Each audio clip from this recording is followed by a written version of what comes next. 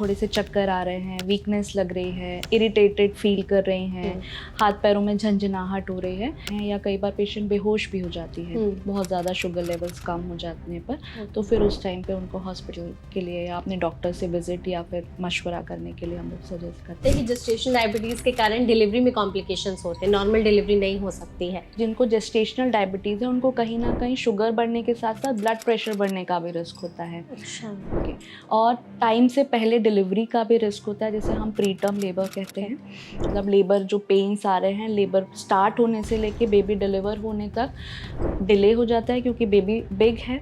दूसरा प्रॉब्लम क्या आता है, इंजरीज का, क्योंकि अगर आप बिग बेबी साइज को डिलीवर कराते हैं तो बेबी को इंजरी होने का रिस्क होता है ड्यूरिंग द डिलीवरी, है ना। और सबसे मोस्ट कॉमन होता है शोल्डर डिस्टोशिया। जेस्टेशनल डायबिटीज़ में रिस्क इतना बढ़ जाता है कि बच्चे और माँ दोनों की जान को खतरा होता है। देखिए, अगर शुगर लेवल्स अनकंट्रोल्ड हैं तो सारे कॉम्प्लिकेशंस फिर हो सकते हैं। जैसे हमने बात की, शोल्डर डिस्टोशिया कई बार हो जाता है तो बेबी कई बार हम खो देते हैं, बच्चे की death. And even sugar levels कई बार बहुत ज़्यादा हाई होते हैं तो बच्चे की सडन इन यूट्रो डेथ ही हो जाती है, मतलब माँ के गर्भ में ही बच्चा ख़त्म हो जाता है अचानक से। डिलीवरी के टाइम पे जो कॉम्प्लिकेशंस होंगे वो तो हैं, लेकिन कई बार डिलीवरी से पहले ही, दर्द आने से पहले ही बच्चे को हम खो देते हैं। और माँ के साथ प्रॉब्लम है क्योंकि उसका ब्लड प्रेशर कई बार बढ़ा हुआ है, उसको भी एक्लैम्शिया, प्री एक्लैम्शिया, ये कंडीशंस होती हैं जो ब्लड प्रेशर से रिलेटेड होती हैं। उसको ब्लड लॉस होने का जो हमने बात की, तो कई बार ब्लड लॉस इतना ज़्यादा लॉस हो जाता है कि मदर की जान को बचाना मुश्किल हो जाता है। क्या फिर बच्चे में भी डायबिटीज़ पास ऑन होने का रिस्क रहता है? हाँ, ये देखा गया है कि बाद में एज जब जो अडल्टहुड में जब वो बेबी जाएगा तो उसको ओबेसिटी और साथ डायबिटीज़ मेलाइटस होने का रिस्क है। क्या कारण है कि प्रेगनेंसी में जेस्टेशनल डायबिटीज़ हो जाती है? जो सबसे इम्पॉर्टेंट कारण जो है जिससे आजकल बढ़ता जा रहा है ये इंसिडेंस जेस्टेशनल डायबिटीज़ का, वो है ओबेसिटी या ओवरवेट होना। प्रेगनेंसी में कितना वेट गेन करना इज नॉर्मल ताकि जेस्टेशनल डायबिटीज़ का रिस्क ना हो? तो हम उनको सजेस्ट करते हैं अराउंड 11 kg तक ही वेट गेन उनका हो, और अगर उनका BMI 30 से ज़्यादा है तो मैक्सिमम 9 kg का ही हम सजेस्ट करते हैं। आपके अकॉर्डिंग अगर कोई चाहती है लेडीज़ की उन्हें जेस्टेशनल डायबिटीज़ ना हो तो क्या खाना बंद कर देना चाहिए? हाई शुगर डाइट्स ले रहे हो, जंक फूड्स खा रहे हो, तो वो वेट गेन बढ़ाएंगे और इनडायरेक्टली वो आपको एक रिस्क फैक्टर्स में डाल देंगे, high risk categories. Gestational diabetes जो पहचानना है कि हमारी बॉडी में प्रेगनेंसी के दौरान हो रहे हैं तो कुछ सिम्टम्स दिखाई देते हैं? थकान होना, प्यास लगना, बार बार यूरिन जाना। इन सब के अलावा इसमें एक्सरसाइज का भी कोई रोल है? जी बिल्कुल, वॉकिंग, थोड़ा सा ब्रिस्क वॉक भी कर सकती है 30 मिनट्स के लिए। Swimming is also an a good option, और या फिर स्टेशनरी साइकिलिंग, जो साइकिल्स होते हैं नॉर्मल। फिर मैक्सिमम और मिनिमम ब्लड शुगर लेवल कितना होना चाहिए प्रेगनेंसी के दौरान? टारगेट ही है हमारा कि 120 तक ही हमें उसको रखना है पोस्ट, मतलब मील के 2 घंटे के बाद। अगर वो शुगर कर रही हैं और 120 के अंडर है तो सब कंट्रोल्ड है। अगर 120 से ज़्यादा जा रहा है या उनका जो फास्टिंग वो सुबह सुबह करती हैं वो 95 से ज़्यादा जा रहा है तो फिर हमें उनकी मेडिसिन और इंसुलिन को टाइटर अप करना है। प्रेगनेंसी के दौरान जेस्टेशनल डायबिटीज़ ना हो तो कोई ऐसी 5 चीज़ें जिनका उन्हें ख्याल रखना चाहिए अभी से ही? देखिए, जेस्टेशनल डायबिटीज़ उन्हें ना हो वो तो उनके हाथ में नहीं है, पर हाँ एक चीज़ जो वो कर सकती हैं अपने लेवल पे वो है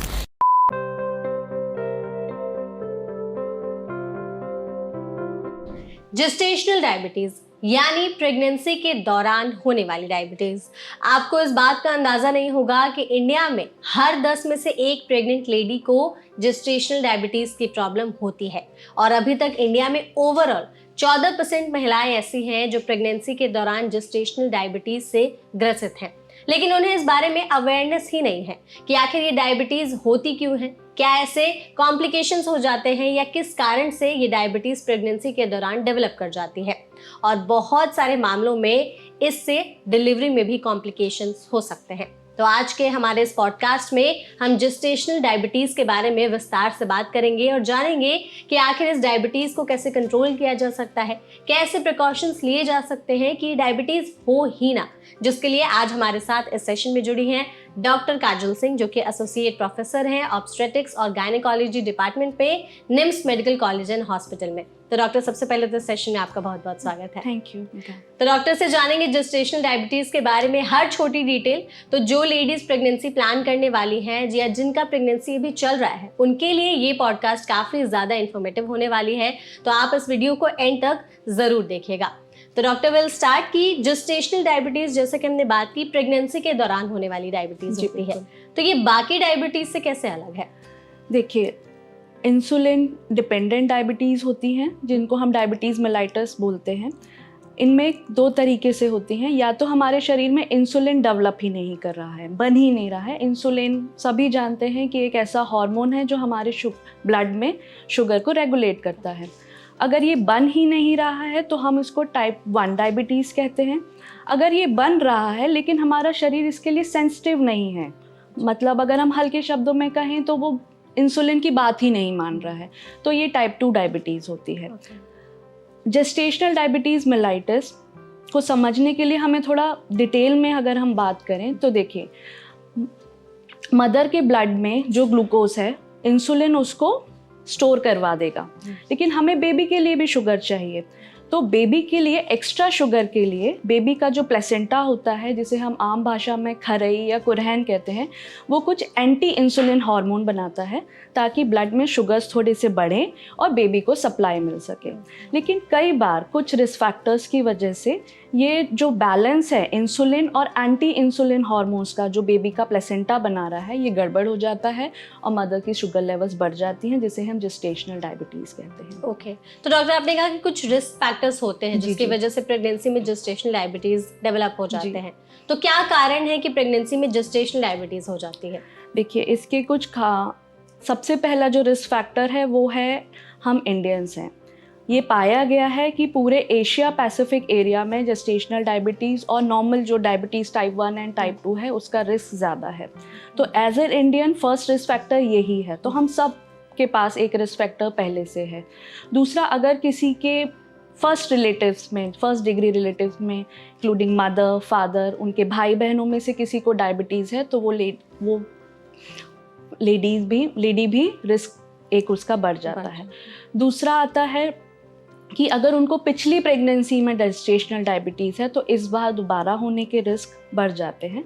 और जो सबसे इम्पॉर्टेंट कारण जो है जिससे आजकल बढ़ता जा रहा है ये इंसिडेंस जेस्टेशनल डायबिटीज़ का, वो है ओबेसिटी या ओवरवेट होना। ओवरवेट और ओबेसिटी हम लोग डिसाइड करते हैं BMI से, जो कि होता है हमारा वेट टू हाइट रेशियो। इसको हम कैटेगराइज करते हैं 18.5 अगर ये रेशियो आ रहा है तो वो अंडर वेट होती है। नॉर्मल वेट होता है 18.5 से ज़्यादा लेकिन 25 से कम। तो 18.5 से 25 ये एक नॉर्मल वेट है या BMI है। 25 या उससे ज़्यादा ओवरवेट होता है टिल 30। अच्छा, 30 से ऊपर अगर आपका BMI जा रहा है तो इट्स कॉल्ड ओबेसिटी, एंड 35 से ज़्यादा है तो वो लेवल 2 ऑफ ओबेसिटी में चला जाता है। तो बीइंग ओवरवेट ऑल्सो, ओबेसिटी तो है ही, लेकिन अगर ओवरवेट भी हैं, 25 से आपका BMI ज़्यादा है तो it's also a risk factor. Other risk factors, अगर ट्विन प्रेगनेंसी है तो वो भी एक रिस्क फैक्टर्स है। अच्छा, और PCO अगर किसी लेडी को है, जो पॉलीसिस्टिक ओवेरियन सिंड्रोम हम कहते हैं, बहुत कॉमन है, अगर मदर अगर है तो उनका भी जेस्टेशनल डायबिटीज़ का रिस्क बढ़ जाता है। ओके, तो डॉक्टर जैसे आपने यहाँ पे इतने सारे रिस्क फैक्टर्स की बात की, उसको एक एक करके थोड़ा समझेंगे। सबसे पहले तो ये बताइए कि अगर किसी लेडीज़ को पहले से ही डायबिटीज़ है तो क्या वो प्रेगनेंसी के दौरान जेस्टेशनल डायबिटीज़ में कन्वर्ट हो सकता है? नहीं हो सकता है। लेकिन देखिए, अगर किसी लेडी को पहले से ही डायबिटीज़ है तो हम उनको ये सलाह देते हैं कि कंसीव जो करें वो प्लान प्रेगनेंसी हो, ताकि उस टाइम पे वो प्रेगनेंसी कंसीव करे जिस टाइम के उनके शुगर लेवल्स नॉर्मलाइज हों और डायबिटीज़ से होने वाले जो रिस्क फैक्टर्स हैं, जो कॉम्प्लिकेशंस उनके अगर हैं तो वो मिनिमल हों। उस टाइम पे हम उनको कंसीव करने के लिए एडवाइस करते हैं। डायबिटीज़ अगर पहले से ही है तो हाँ, शुगर लेवल्स डिरेंज तो होंगे, तो मतलब उनको मैनेज करना थोड़ा सा प्रॉब्लमेटिक हो जाता है। तो प्रेगनेंसी के दौरान जेस्टेशनल डायबिटीज होती है तो प्रेगनेंसी में जैसे और भी कॉम्प्लिकेशंस हो जाते हैं कई बार, तो लोग कहते हैं दिस इज टेम्पररी, प्रेगनेंसी खत्म हो गई तो ये भी खत्म हो जाएंगे। डायबिटीज के साथ भी है ये सेम? जी, जेस्टेशनल डायबिटीज डिलीवरी के बाद खत्म हो जाती है। जैसे ही डिलीवरी होती है शुगर लेवल्स अपने आप नॉर्मलाइज हो जाते हैं। लेकिन अगर किसी फीमेल को प्रेगनेंसी के टाइम पे जेस्टेशनल डायबिटीज़ हुई है तो आगे चल के उनको डायबिटीज़ टाइप 2 जो नॉर्मल डायबिटीज़ हम कहते हैं उसका रिस्क बढ़ जाता है। ओके, तो अगर उन्हें प्रेगनेंसी के टाइम पर जेस्टेशनल डायबिटीज हुई और प्रेगनेंसी के बाद खत्म हो गई, तो फिर उनके लाइफस्टाइल में से क्या कॉम्प्लिकेशंस हो जाते हैं या क्या कॉजेज होते हैं कि फिर वो टाइप 2 डायबिटीज में चेंज हो जाते हैं? देखिए, कहीं ना कहीं इंसुलिन के लिए रेसिस्टेंस डेवलप है, हमारे कुछ जेनेटिक्स ऐसी हो गई है कुछ लोगों को, तभी उनको जेस्टेशनल डायबिटीज़ हुई। हाँ। तो वो टाइम बीइंग जब वो अपनी एज में थोड़ा सा लेट एज में पहुंचेंगे तो ये रेसिस्टेंस बढ़ जाएगा। इंसुलिन के लिए जो हमारे सेल्स की जो एक सेंसिटिविटी है वो कम हो जाती है। ओके, आपने जैसे ओबेसिटी ओवरवेट की भी बात जी। की थी, इसके वजह से भी जेस्टेशनल डायबिटीज का रिस्क रहता है। प्रेगनेंसी में कितना वेट गेन करना इज नॉर्मल ताकि जेस्टेशनल डायबिटीज का रिस्क ना हो? देखिए, प्रेगनेंसी का जो आइडियल वेट गेन है वो हम फिर से कैटेगराइज करते हैं बीएमआई के अकॉर्डिंग। अगर किसी का नॉर्मल बीएमआई है तो अगर वो 16 टू 17 केजी भी वेट गेन कर रहे हैं तो हमें कोई प्रॉब्लम नहीं है, इट्स अ हेल्दी लिमिट। अगर उनका बीएमआई जो है 25 टू 30 है, यानी कि पेशेंट ओवरवेट है, तो हम उनको सजेस्ट करते हैं अराउंड 11 केजी तक ही वेट गेन उनका हो। और अगर उनका बीएमआई 30 से ज़्यादा है तो मैक्सिमम 9 केजीज का ही हम सजेस्ट करते हैं, कि कोशिश करते हैं कि maximum weight gain 9 KG. Okay, तो डॉक्टर जैसे हमारे इंडिया में जब भी कोई लेडी प्रेग्नेंट होती है तो उसे भर भर के खिलाया जाता है एकदम, कि मीठा खाओ, लड्डू खाओ, तो बहुत सारी चीज़ें उन्हें एक्स्ट्रा दे दी जाती है कि तुम्हें अपना भी ख्याल रखना, अपने बच्चे का भी रखना है, तो तुम्हें 2 लोगों का खाना खाना है। इस वजह से एक तो उनका वेट गेन भी होता है, ऊपर से वो इतना मीठा खाती हैं कि उनकी बॉडी में I think blood sugar level की जो मात्रा है वो भी बिगड़ जाती है, बैलेंस। तो क्या सिर्फ मीठा खाने से ही जेस्टेशनल डायबिटीज़ होती है? नहीं, देखिए ये मिथ है, ये हमारी बॉडी डिसाइड करेगी। मीठा खाने से डायबिटीज़ नहीं होती है, ये बहुत बड़ा मिथ है कि मीठा खाओगे तो डायबिटीज़ हो जाएगी। ये हमारी बॉडी की खुद की क्षमता है जो जेनेटिक लेवल पे डिसाइड हो चुकी है।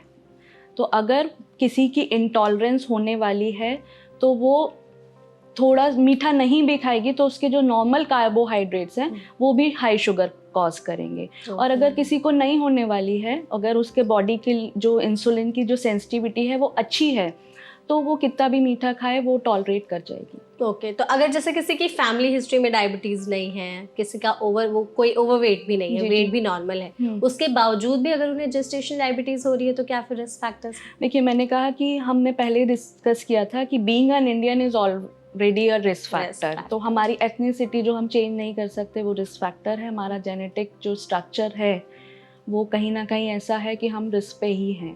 ओके, तो मतलब ऑलमोस्ट अगर आप सारी चीजें मेंटेन करके भी चलते हैं फिर भी आप मिनिमाइज कर सकते हैं, क्योंकि ओनली बॉडी वेट ही ऐसा एक फैक्टर है जो आप चेंज कर सकते हो, मॉडिफाई कर सकते हो। आप अपनी एथनिसिटी नहीं बदल सकते, आप अपनी फैमिली हिस्ट्री नहीं बदल सकते, जेनेटिक्स नहीं बदल सकते अपना। करेक्ट। तो लाइफस्टाइल भी मैटर करता है जेस्टेशनल डायबिटीज होने में, जैसे स्ट्रेस या स्लीपिंग डिसऑर्डर, मतलब स्लीपिंग पैटर्न्स हमारे? जी बिल्कुल, क्योंकि देखिए जब स्ट्रेस होता है तो हमारी बॉडी में हार्मोन्स डेवलप एक्स्ट्रा बनते हैं, वो स्टेरॉइड्स जो होते हैं। स्टेरॉइड लेवल्स, स्टेरॉइड्स हमेशा शुगर को बढ़ाते हैं। या आप बाहर से स्टेरॉइड्स ले रहे हो या स्ट्रेस की वजह से आपकी बॉडी में स्टेरॉइड्स डेवलप एक्स्ट्रा बन रहे हो तो वो शुगर को ज़रूर बढ़ाते हैं। इरेगुलर स्लीप पैटर्न्स भी डिस्टर्ब करते हैं हमारे ब्लड शुगर के मेंटेनेंस को। इंसुलिन के लिए जो रेसिस्टेंस है उसको कहीं ना कहीं बढ़ा रहे हो। तो मतलब हमारे लिए प्रेगनेंसी के दौरान कम स्ट्रेस और टाइम से सोना, अच्छी नींद लेना वो ज़्यादा, तो इसलिए हम सजेस्ट करते हैं मदर्स को कि कम से कम 6 घंटे से ज़्यादा, 6 घंटे से कम की नींद ना हो। एक टाइम में एक फुल जो स्लीप होती है कम से कम 6 घंटे की हो, और बहुत ज़्यादा भी नहीं सोना है कि 10 hours to 6 to 10 hours is a good limit of sleeping. Okay, तो डॉक्टर इस पर डाइट का भी रोल है जेस्टेशनल डायबिटीज़ होने में?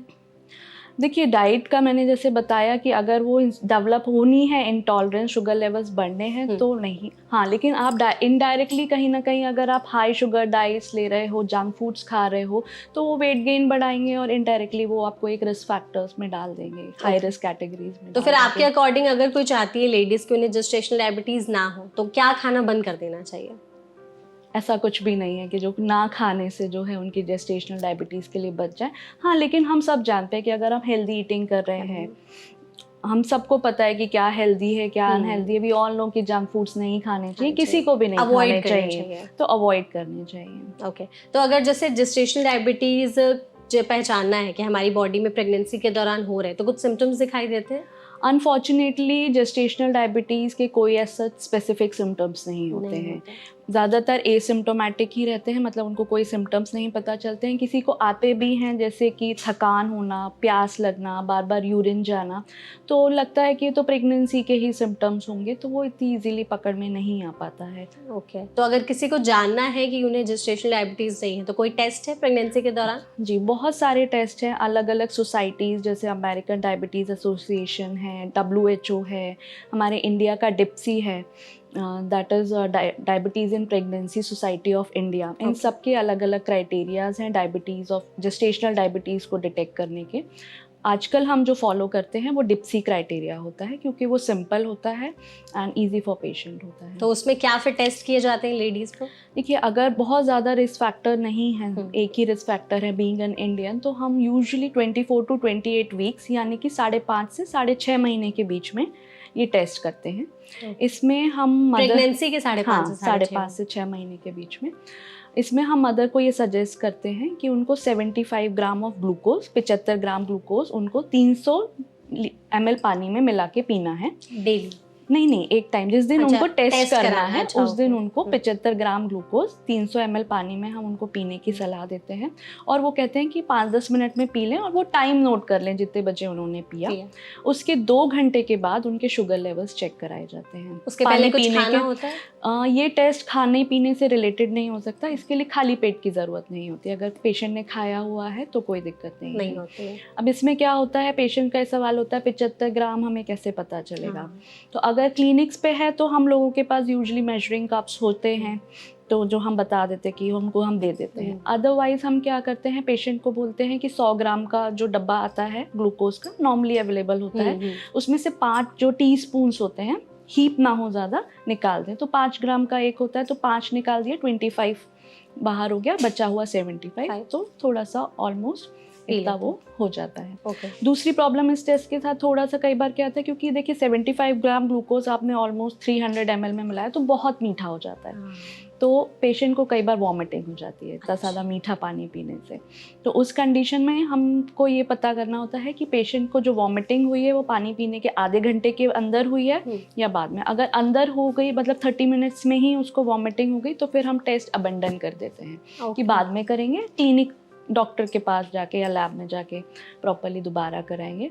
और अगर 30 मिनट्स के बाद हुई तो टेस्ट कंटिन्यू करते हैं। तो डॉक्टर, इस टेस्ट में फिर क्या पैरामीटर्स देखे जाते हैं कि जेस्टेशनल डायबिटीज हुई है कि नहीं हुई है? जब हम ब्लड शुगर लेवल्स चेक करते हैं 2 घंटे के बाद, तो अगर वो 140 या 140 मिलीग्राम पर DL से ज़्यादा हैं तो फिर जेस्टेशनल डायबिटीज़ हम उसको मान लेते हैं, पॉजिटिव। हाँ, पॉजिटिव। तो इसके अलावा भी और कोई टेस्ट होता है, जैसे ओरल ग्लूकोज टेस्ट, या इसके अलावा मतलब इस तरह के ब्लड शुगर जो नॉर्मल डायबिटीज़ में किया जाता है वो सब टेस्ट? देखिए, बाकी डायबिटीज़ में जैसे फास्टिंग ब्लड शुगर करते हैं, तो प्रेगनेंसी में कई बार क्या होता है कि फास्टिंग शुगर्स नॉर्मली ही लो रहते हैं, तो हम मिस कर जाते हैं। बाकी जो OGTT टेस्ट हैं, जो हम ओरल ग्लूकोज टॉलरेंस टेस्ट बोलते हैं या GCT बोलते हैं, ग्लूकोज चैलेंज टेस्ट बोलते हैं, ये दूसरे एसोसिएशंस के दिए हुए टेस्ट है, नो डाउट ये हमें बताते हैं।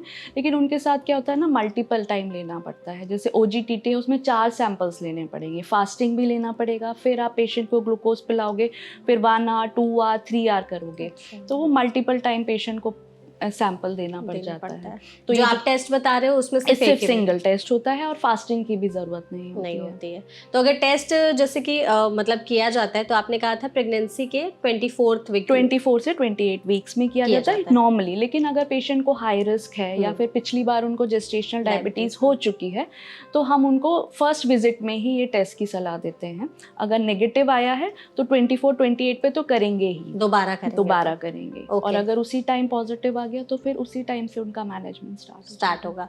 तो अगर किसी को प्रेगनेंसी प्लान करनी है अपनी, तो वो यूजुअली सारे टेस्ट तो कराएंगे ही, तो उस टाइम पर भी जेस्टेशनल डायबिटीज का टेस्ट कराना चाहिए? नहीं, उस टाइम पे वो आएगा ही नहीं। शुगर लेवल्स उनके बढ़े हुए आएंगे तो it will not be a gestational diabetes, वो तो फिर नॉर्मल डायबिटीज में ही करना। तो ये प्रेगनेंसी के टाइम पर ही डिटेक्ट हो सकता है, और ये होता ही प्रेगनेंसी के टाइम पे ही है, तो तभी डिटेक्ट हो पाएगा। ओके, तो अगर किसी का टेस्ट पॉजिटिव आ गया है, जेस्टेशनल डायबिटीज है उन्हें प्रेगनेंसी के टाइम पर, उसके बाद उनका नेक्स्ट स्टेप क्या होना चाहिए फिर? देखिए, नेक्स्ट स्टेप, क्योंकि जैसे ही सबसे पहले हम पेशेंट को जब बताते हैं कि आपको जेस्टेशनल डायबिटीज़ है, तो पेशेंट थोड़ा सा परेशान हो जाता है। तो उसकी प्रॉपर उस टाइम पे काउंसलिंग सपोर्ट, अगर आपके पास कोई टीम है ऐसी जो साइकोलॉजिकल सपोर्ट उनको प्रोवाइड करा सकती है, तो उसको समझाना होता है। और इसके 3 स्टेप्स होते हैं मैनेजमेंट के।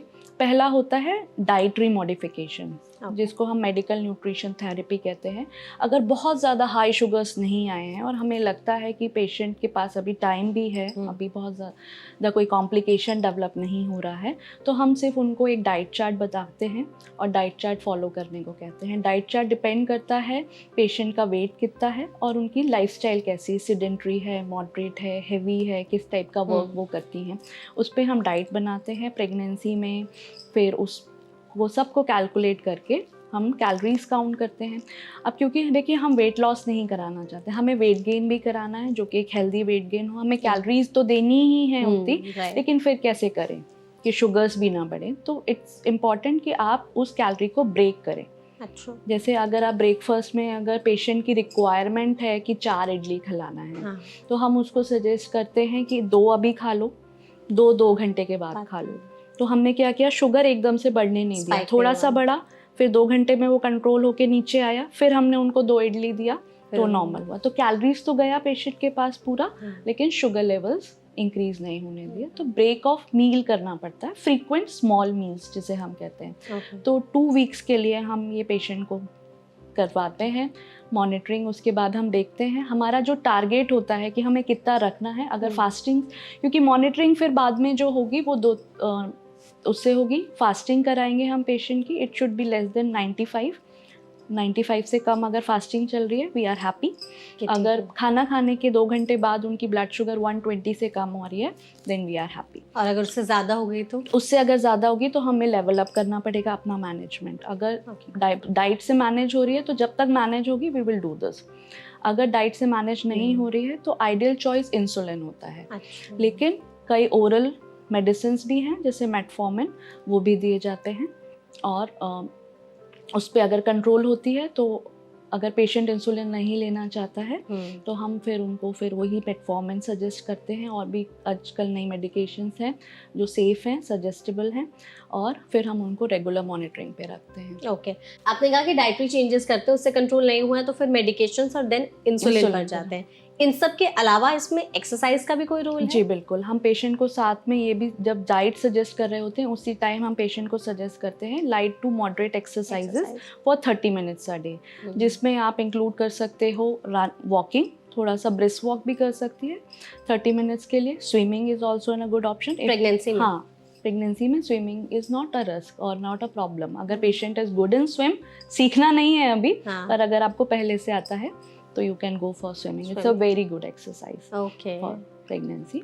और या फिर स्टेशनरी साइकिलिंग, जो साइकिल्स होते हैं नॉर्मल, चलाना नहीं है क्योंकि वो मतलब रिस्क होता है एक्सीडेंट्स का। तो स्टेशनरी साइकिलिंग हम लोग सजेस्ट करते हैं 30 मिनट्स के लिए। ओके, तो अगर जैसे इतने सारी चीज़ों के बाद भी जेस्टेशनल डायबिटीज़ लेडीज़ का कंट्रोल नहीं हो रहा है प्रेगनेंसी में, तो फिर क्या और ट्रीटमेंट के ऑप्शंस होते हैं उनके पास? देखिए, अगर कंट्रोल नहीं हो रहा है तो ऑप्शन तो हमारे पास इंसुलिन है। We have multiple types of insulin available, तो डोजेज बढ़ा देते हैं। और दूसरा, अगर पेशेंट को इंसुलिन ले रही है तो हम हमेशा जो है कोशिश करते हैं कि हम किसी जो डायबिटिक फिजिशियन है, एंडोक्रिनोलॉजिस्ट हैं, उनकी सलाह के साथ ही ट्रीटमेंट को करें। ओके, तो इतने सारे अगर मेडिसिन ले रहे हैं या फिर इंसुलिन ले रहे हैं तो इससे प्रेगनेंसी पर कोई इफेक्ट पड़ता है? नहीं, ऐसा कोई नेगेटिव इफेक्ट नहीं आता है। अगर शुगर्स, क्योंकि हमारी प्रायोरिटी है शुगर्स लेवल्स को कंट्रोल करना। तो बहुत सारे लोग ये भी कहते हैं कि जेस्टेशनल डायबिटीज के कारण डिलीवरी में कॉम्प्लिकेशंस होते हैं, नॉर्मल डिलीवरी नहीं हो सकती है, सच है ये? देखिए, कॉम्प्लिकेशंस नो डाउट होते हैं, क्योंकि शुगर्स लेवल अगर मदर के हाई हैं तो बेबी को भी हाई शुगर जाएगा, हाई ग्लूकोज जाएगा, तो बेबी का साइज बड़ा हो जाता है। अच्छा। हाँ, तो मैक्रोसोमिया हम उसको कहते हैं। तो बेबी का साइज बढ़ सकता है। दूसरी चीज़ इंपॉर्टेंट क्या है कि जिनको जेस्टेशनल डायबिटीज़ है उनको कहीं ना कहीं शुगर बढ़ने के साथ साथ ब्लड प्रेशर बढ़ने का भी रिस्क होता है। अच्छा। ओके। और टाइम से पहले डिलीवरी का भी रिस्क होता है, जैसे हम प्रीटर्म लेबर कहते हैं। और अगर वो पेशेंट लेबर में गई है तो क्योंकि बेबी बड़ा है, बेबी के चारों तरफ जो पानी होता है वो भी काफ़ी बढ़ जाता है कई बार, तो इसकी वजह से डिलीवरी डिले हो सकती है। मतलब लेबर जो पेन्स आ रहे हैं, लेबर स्टार्ट होने से लेके बेबी डिलीवर होने तक डिले हो जाता है क्योंकि बेबी बिग है। दूसरा प्रॉब्लम क्या आता है, इंजरीज का, क्योंकि अगर आप बिग बेबी साइज को डिलीवर कराते हैं तो बेबी को इंजरी होने का रिस्क होता है Chances ड्यूरिंग द होते हैं। डिलीवरी, है ना। और सबसे मोस्ट कॉमन होता है शोल्डर डिस्टोशिया। इसमें क्या होता है कि बेबी का हेड तो डिलीवर हो जाता है लेकिन शोल्डर्स डिलीवर नहीं हो पाते। तो मतलब जब हम बेबी डिलीवर होता है तो पहले हेड आ रहा है, हाँ। हेड के बाद शोल्डर्स डिलीवर हो गए बेबी का नेक्स्ट पार्ट। तो शोल्डर्स इतने हैवी होते हैं कई बार, अगर हम इजीली उसमें समझें, शोल्डर्स कई बार फंस जाते हैं। अच्छा। तो वो एक कॉम्प्लिकेशन के लिए हम अलर्ट रहते हैं कि बेबी आपने कोई ऐसे केस हैंडल किया है? ये बहुत होता है। अगर हम नॉर्मल डिलीवरी के लिए कोशिश करते हैं तो हमारी टीम यूजुअली अलर्ट रहती है कि शोल्डर डिस्टोशिया हो सकता है इसको, एंड हमारी टीम फिर उस पूरी टाइम पर क्या किया जाता है? उसके लिए कई मैन्यूवर्स होते हैं। कई बार सिंपल मैन्यूवर से मदर की पोजीशन बदलने से या कुछ हैंड से टेक्निक करने से बेबी को हम जो स्टक हो गया है उसको रिलीज़ करते हैं। और कई बार अनफॉर्चुनेट कंडीशंस में बेबी को हम खो भी देते हैं, बेबी डेथ भी हो जाती है। दूसरा, जब एक बिग साइज बेबी डिलीवर होता है तो मदर का जो जेनाइटल एरिया होता है, वजाइना होता है, उसमें भी इंजरीज बहुत ज़्यादा होने का रिस्क रहता है। दूसरा, डिलीवरी के बाद जो है ब्लड लॉस, जिसे हम PPH कहते हैं, उसका भी रिस्क ज़्यादा होता है, ज़्यादा बढ़ जाता है। ओके। तो इतने सारे अगर कॉम्प्लिकेशंस होते हैं जेस्टेशनल डायबिटीज़ के दौरान, तो क्या फिर बच्चे में भी डायबिटीज़ पास ऑन होने का रिस्क रहता है? हाँ, ये देखा गया है कि बाद में एज जब जो अडल्टहुड में जब वो बेबी जाएगा तो उसको ओबेसिटी और साथ में डायबिटीज़ मेलाइटस होने का रिस्क रहता है। जी। तो अगर हम डायबिटीज़ को समय पर कंट्रोल ना करें प्रेगनेंसी के दौरान ही, तो फिर और क्या रिस्क फैक्टर्स हो सकते हैं प्रेग्नेंट लेडीज़ के साथ में आफ्टर डिलीवरी? देखिए, आफ्टर डिलीवरी PPH मैंने बताया कि ब्लड लॉस ज़्यादा हो सकता है। डिलीवरी के बाद इन्फेक्शन ज़्यादा हो सकते हैं। इन्फेक्शंस कहाँ पर? Lower genital urinary infection, genital tract में इन्फेक्शन, क्योंकि शुगर्स बढ़े हुए थे मदर के, तो ये इन्फेक्शंस का रिस्क बढ़ जाता है। साइकोलॉजिकल डिप्रेशन के रिस्क भी ज़्यादा बढ़ जाते हैं क्योंकि मदर को एक कंडीशन है, इन्फेक्शन है, PPH है, हर पूरी कॉम्प्लिकेटेड रही है उसकी प्रेगनेंसी। करेक्ट। तो इस टाइम पर आपने कहा कि प्रेगनेंसी कॉम्प्लिकेटेड रहती है, तो कुछ बॉडी में भी चेंजेस आते हैं? बॉडी में as such other than normal pregnancy changes नहीं आते हैं। और अगर आपका शुगर लेवल नॉर्मल चला है तो ये कॉम्प्लिकेशंस आप मिनिमाइज कर लेते हैं। ऐसा नहीं है कि जेस्टेशनल डायबिटीज़ हो गई, शुगर्स अगर नॉर्मल हैं तो everything will go smooth. Okay. अच्छा, अगर लेडीज़ को पहले से ही कोई प्रॉब्लम है, जैसे कोई हार्ट डिजीज़ मतलब है उनको, या थायराइड है, अगर उसमें भी उन्हें जेस्टेशनल डायबिटीज़ हो गई, तो फिर रिस्क और मतलब क्या चीज़ें वर्स हो सकती हैं? तो रिस्क, क्योंकि फिर हमें मॉनिटरिंग सब चीज़ों की ज़्यादा करनी पड़ेगी। अगर क्योंकि प्रेगनेंसी में हार्ट डिजीज़ेज़ भी बढ़ती हैं। अगर उनको थायराइड की प्रॉब्लम है तो थायराइड की जो नीड है, जो हम थायरॉक्सिन उनको सप्लीमेंट्स देते हैं जो रोग में, उसकी डोज हमें मॉनिटर करनी मतलब लेवल मॉनिटर करेंगे और डोज को फिर हम बढ़ाते हैं। ओके। और तो हाँ, और शुगर लेवल के साथ साथ ब्लड प्रेशर मॉनिटरिंग भी फिर इम्पॉर्टेंट हो जाती है। बेबी की फिर मॉनिटरिंग और ज़्यादा मदर और बेबी के जो मॉनिटरिंग है वो बढ़ानी पड़ती है।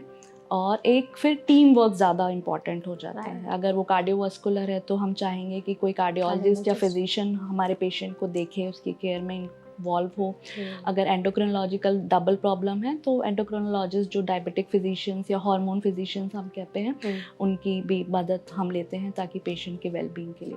ओके। अच्छा, जेस्टेशनल डायबिटीज़ होने में फादर का भी कोई रोल रहता है कि अगर उन्हें डायबिटीज़ है तो इस कारण? नहीं, ऐसा कुछ रोल नहीं होता है। तो जेस्टेशनल डायबिटीज़ की अगर हम जब बात करें, तो आपने इतने सारे रिस्क फैक्टर्स बताए हैं, तो बहुत ज़्यादा अगर कॉम्प्लिकेशंस बढ़ जाते हैं तो माँ और बच्चे पर क्या वर्स चीज़ें हो सकती हैं, जिससे अगर हम चाहें अभी से ही जानना, जो लेडीज़ जानना चाहती हैं, अवेयर होना चाहती हैं, अगर हम उन्हें बताना चाहते हैं तो? देखिए, अगर आप अवेयर होना चाहते हो तो बेस्ट है, अगर आपको डायबिटीज़, जेस्टेशनल डायबिटीज़ है, आप अपने शुगर लेवल्स को मॉनिटर रखिए, कंट्रोल रखिए। प्रेगनेंसी में हम सब जानते हैं कि बहुत मुश्किल होता है, आपको क्रेविंग्स भी हो रही हैं, आपको इनिशियल मंथ्स में वॉमिटिंग हो रही हैं तो आप कुछ खा ही नहीं पा रहे हो, तो शुगर लेवल स्लो हो जा रहे हैं, बाद में क्रेविंग्स हो रही हैं। तो इन सब के लिए ज़रूरी है कि पेशेंट मोटिवेटेड रहे कि हाँ भाई, उसको अगर वो शुगर लेवल मॉनिटर करेगी अच्छे से, क्योंकि सेल्फ मॉनिटरिंग बहुत इंपॉर्टेंट रोल प्ले करती है। पेशेंट को आइडियली अपना ब्लड शुगर लेवल्स एक तो सुबह उठते से ही चेक करना होता है, और हर मील के 2 घंटे बाद ब्लड शुगर लेवल्स चेक करके उसकी चार्टिंग करनी पड़ती है। बेबी को भी हम रेगुलरली मॉनिटर करते रहते हैं, फ्रीक्वेंट विजिट्स करते रहते हैं। तो इम्पॉर्टेंट है शुगर लेवल्स को मॉनिटर करना, अपनी डाइट जो उन्हें बताया गया उसको फॉलो करना, और जब आपके डॉक्टर ने, फिजिशियन ने आपको एग्जामिनेशन के लिए या विजिट के लिए बुलाया है तो वो जाना रहना। अगर शुगर लेवल्स कंट्रोल हैं तो कॉम्प्लिकेशंस बहुत मिनिमम हो जाते हैं। तो डॉक्टर आपने कहा जैसे यहाँ पे शुगर हाई भी हो सकता है, लो भी हो सकता है, तो फिर मैक्सिमम और मिनिमम ब्लड शुगर लेवल कितना होना चाहिए प्रेगनेंसी के दौरान? देखिए, मिनिमम अगर 70 से कम जा रहा है तो पेशेंट को हम हाइपोग्लाइसेमिक स्टेट कहते हैं, मतलब शुगर लेवल्स कम हो गए हैं। ऐसे में हम पेशेंट को थोड़े से सिम्टम्स समझाते हैं, जैसे उनको थोड़े से चक्कर आ रहे हैं, वीकनेस लग रही है, इरिटेटेड फील कर रही हैं, हाथ पैरों में झंझनाहट हो रही है, तो उनको उस टाइम सजेस्ट करते हैं कि थोड़ा सा ग्लूकोज का पानी या चीनी का पानी पी लें और थोड़ी देर रेस्ट करें, आधा घंटा। If she is feeling okay now तो ठीक है, अदरवाइज़ दोबारा से कुछ ले सकती हैं, चपाती खा लें, सब्जी रोटी खा लें। और अगर फिर भी उनको यूजली इतने में वो सही हो जाता है। अगर फिर भी प्रॉब्लम लग रही है, बहुत ज़्यादा ही चक्कर आ रहे हैं या कई बार पेशेंट बेहोश भी हो जाती है बहुत ज़्यादा शुगर लेवल्स कम हो जाने पर, तो फिर उस टाइम पे उनको हॉस्पिटल के लिए या अपने डॉक्टर से विजिट या फिर मशवरा करने के लिए हम लोग सजेस्ट करते हैं। और high blood sugar? High sugar तो हमें टारगेट ही है हमारा कि 120 तक ही हमें उसको रखना है पोस्ट, मतलब मील के 2 घंटे के बाद अगर वो शुगर कर रही हैं और 120 के अंडर है तो सब कंट्रोल्ड है। अगर 120 से ज़्यादा जा रहा है या उनका जो फास्टिंग वो सुबह सुबह करती हैं वो 95 से ज़्यादा जा रहा है तो फिर हमें उनकी मेडिसिन और इंसुलिन को टाइटर अप करना पड़ता है। और इस टाइम पर क्या सिम्टम्स आते हैं? इस टाइम पे अनफॉर्चुनेटली कोई सिम्टम्स नहीं आते हैं। ओके, तो ये थोड़ा ज़्यादा ही मतलब इस वजह से से self monitoring with blood sugar levels आप घर पे अपने मशीन से रेगुलर चेकिंग के अलावा कोई और ख़ास तरीका नहीं होता है कि आप पहचानेंगे कि आपके शुगर्स बढ़ रहे हैं। कोई ऐसा रेड फ्लैग नहीं होता है कि पेशेंट को खुद पता चल जाए कि बहुत ज़्यादा शुगर्स बढ़ रहे होंगे, क्योंकि वो लगता है प्रेगनेंसी के ही सिम्टम्स हैं। करेक्ट, कई बार। तो आपने कहा घर पर मॉनिटर करना ज़रूरी है, कितने टाइम ड्यूरेशन पर हमें जेस्टेशनल डायबिटीज़ अगर हो गई है तो मॉनिटर करना चाहिए? देखिए, आइडियली डेली करना होता है। डेली? एक दिन में कितनी बार? एक दिन में अगर पेशेंट 3 मील्स ले रही है, मेजर मील्स, तो मील्स एक तो फास्टिंग करे, मतलब सुबह खाली पेट, और हर मील के 2 घंटे के बाद, ब्रेकफास्ट के 2 घंटे के बाद, लंच और डिनर के हर 2, यानी यूजुअली 4 बार। हाँ, 4 बार उसको करना होता है। वो अपनी एक डायरी मेंटेन करके रख सकती हैं ताकि नेक्स्ट विजिट पे वो क्लिनिशियन उसको देख सके। अगर कहीं शुगर लेवल्स बढ़ रहे हैं तो कौन से टाइम पे ज़्यादा बढ़ रहे हैं, ब्रेकफास्ट पे बढ़ रहे हैं या पोस्ट डिनर बढ़ रहे हैं, तो उस हिसाब से उसकी इंसुलिन या मेडिसिन को हम टाइटर अप कर सकें। तो ये फिर डायरी हमें कितने दिन तक मेंटेन करके? Till delivery. Till delivery, okay. और अगर इस टाइम पर ज़्यादा ब्लड शुगर हो गया या कम हो गया तो फिर हमें डॉक्टर के पास कंसल्ट करना है। अच्छा, ये भी है कि जेस्टेशनल डायबिटीज़ प्रेगनेंसी के बाद खत्म हो जाती है? जी, खत्म हो जाती है। डिलीवरी के थोड़े टाइम बाद ही शुगर लेवल्स अपने आप नॉर्मलाइज हो जाते हैं। ओके, तो ये पूरी तरह से खत्म हो जाती है कि फिर अगली प्रेगनेंसी में ये फिर आ सकती है, क्योंकि हम लोगों ने डिस्कस किया था कि पिछली प्रेगनेंसी में अगर जेस्टेशनल डायबिटीज़ हो रही है तो नेक्स्ट में होगी, तो वो रिस्क फैक्टर बढ़ जाता है और उस कंडीशन में हमें अगली प्रेगनेंसी में और ज़्यादा अलर्ट रहना पड़ेगा और जल्दी, जो हमने डिसाइड किया था कि हम इसका 5.5 6.5 पे टेस्ट कराएंगे, वो फर्स्ट विजिट पे ही कराना होता है। ओके, तो अगर किसी को फर्स्ट प्रेगनेंसी में भी जेस्टेशनल डायबिटीज़ हुई है, सेकेंड में भी हुई है, तो उनमें फिर कितना ज़्यादा चीज़ें प्रॉब्लमेटिक हो जाती हैं? देखिए, हर प्रेगनेंसी अपना अलग अलग ही रहती है। तो फर्स्ट में अगर हुई है तो जैसे फर्स्ट को मैनेज किया गया वैसे ही सेकंड को मैनेज किया गया। ऐसा नहीं कि सेकंड में हो जाएगी तो मैनेज करना मुश्किल हो जाएगा, लेकिन थोड़ी एक्स्ट्रा थोड़ा जल्दी जल्दी होने का रिस्क जरूर रहता है। तो early detection is the key. तो हमें थोड़ा सा अलर्ट रहना पड़ेगा, सस्पिशियस रहना पड़ेगा क्लिनिशियन को, और मदर को भी थोड़ा सा हमें एजुकेट करना पड़ता है कि भाई हो सकती है, तो बेटर है आप टेस्ट करा लो। अच्छा डॉक्टर, अगर एक से ज़्यादा बच्चे हैं, ट्विन्स है या ट्रिपलेट्स है या 4 बच्चे हैं, तो क्या इस दौरान जेस्टेशनल डायबिटीज़ होने का रिस्क ज़्यादा रहता है? हाँ, क्योंकि हमने पढ़ा कि जितने भी एंटी इंसुलिन हार्मोन्स जो प्रेगनेंसी में बनते हैं वो प्लेसेंटा बनाता है। तो अगर 2 बच्चे हैं तो प्लेसेंटा भी डबल हो जाएगा, तो कहीं ना कहीं वो अमाउंट भी थोड़ा सा डबल हो जाएगा। एकदम डबल अप नहीं होता है कि 2 हैं तो डबल हो जाएगा, लेकिन हाँ रिस्क थोड़ा बढ़ जाता है। तो अगर जेस्टेशनल डायबिटीज के दौरान 2 बच्चे हैं या 3 बच्चे हैं या 1 बच्चा भी है, तो क्या नॉर्मल डिलीवरी या वजाइनल डिलीवरी ही हो सकती है या फिर सीधे सी सेक्शन ही करना होता है? नहीं, C section is not an indication कि ट्रिपलेट्स हैं। अगर ऑब्स्टेट्रिक कोई रीज़न नहीं है तो जेस्टेशनल डायबिटीज़ खुद में एक कारण नहीं होता है कि नहीं इनका सिजेरियन ही होगा। Okay. अगर डिलीवरी के टाइम पे जो बाकी फैक्टर्स होते हैं, अब मान लीजिए आप बेबी वेट 4.5 kg है, ज्यादा है, तो फिर कैसे नॉर्मल डिलीवरी आप कराएंगे? करेक्ट। तो क्या फिर आइडियल बेबी वेट होना चाहिए नॉर्मल देखिए, डिलीवरी के लिए? मैक्रोसोमिया के लिए हम लोग कट ऑफ जो लेते हैं वो 4.1 के आसपास होता है। अगर 4.1 से है तो मैक्रोसोमिक बेबी होता है। फिर उस पर डिपेंड करता है कि मदर पैरस है, मतलब मान लीजिए उनके पहले भी डिलीवर वो करा चुके हैं इतने हैवी बेबीज को, तो वो हो सकता है। लेकिन हाँ, रिस्क समझाया जाता है। अगर वो ऑप्ट करना चाहती हैं तो she can go for vaginal delivery. उस टाइम पे हम लोग प्रॉपरली मॉनिटर करते हैं कि लेबर कैसा प्रोग्रेस कर रहा है, मदर की शुगर्स लेवल्स भी उस टाइम पे मॉनिटर हो रही होती हैं, बेबी का हार्ट बीट हम लोग कंटिन्यूसली मॉनिटर कर रहे होते हैं। और किसी भी पॉइंट पे अगर हमको लग रहा है कि प्रॉब्लम हो रही है, लेबर बहुत स्लो जा रहा है, तो हम काउंसिल करते हैं पेशेंट को कि प्रॉब्लम हो सकती है, तो शी कैन डिसाइड कि उन्हें सी सेक्शन करना है या वजाइनली करना है। तो डिलीवरी में कॉम्प्लिकेशंस इतने सारे जब हो जाते हैं, तो आपने कहा कि पहले भी डिलीवरी हो सकती है जेस्टेशनल डायबिटीज में, इतना रिस्क कैसे बढ़ जाता है?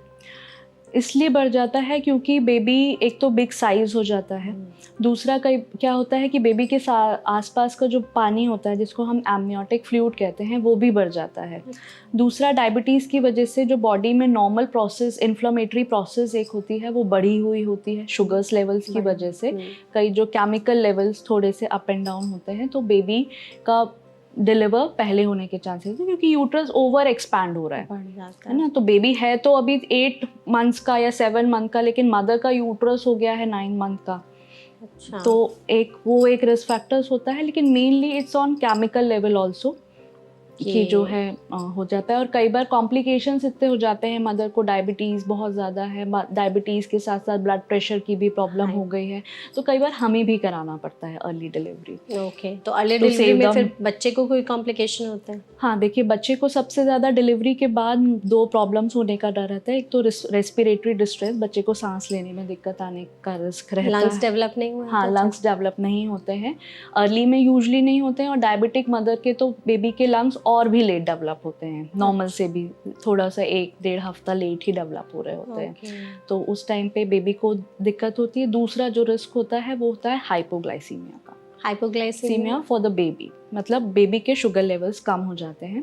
क्योंकि देखिए क्या हुआ कि मदर के शुगर्स लेवल हाई थे, तो बेबी को भी हाई शुगर मिल रहा था। बेबी का जो पैनक्रियास था, जो इंसुलिन बनाता है, वो हाई इंसुलिन बना रहा था उस शुगर को कॉप अप करने के लिए।